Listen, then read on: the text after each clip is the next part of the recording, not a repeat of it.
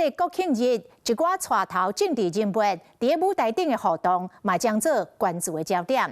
前总统蔡英文甲陈水扁拢有参加到国庆大会，两个人坐隔壁互动烧热。这个陈水扁的后边是坐朱立伦，朱立伦甲蔡英文嘛有握手拍招呼。另外，立法院长韩国瑜致辞的时阵，是来献唱着费玉清的经典歌曲《国运嘉庆》，向花莲灾区的沙雕超人来致意。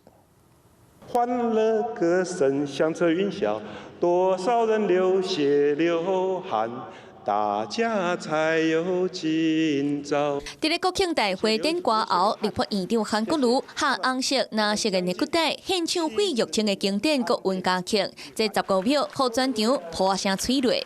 国瑜要向每一位出钱出力、出手驰援最近受灾严重的中南部与花莲光复乡的朋友们，致上最高的敬意。用歌声做铺排，就是要向沙头英雄致意。不过话搁讲回来，用放山湖水灾来比喻台湾的状况。被大罢免撕裂的台湾社会，我们必须用最快的时间，将这些隐形的、极具威胁性的隐形淹塞湖，改造成一座一座护国神山。检指执政党超工讲到罢免，当时观礼台顶，前总统蔡英文、陈水扁面色沉重，甲韩国瑜紧紧看。不过致辞结束了后，双方原来是笑笑握手。不过伫咧无偌久进前，蔡英文、陈水扁两个人坐小隔壁，不时咧开讲，阁有讲有笑，甚至伫咧向国旗行礼时，用动作来互相提醒，双方的互动真好。不过，伫咧座位安排，头一排坐前元首、副元首，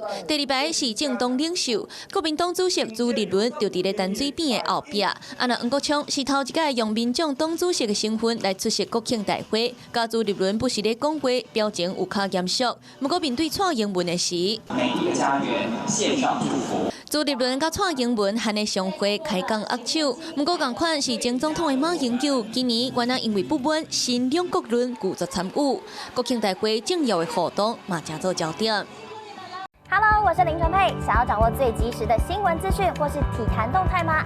赶快按赞、订阅、开启小铃铛，锁定华视新闻的 YouTube 频道。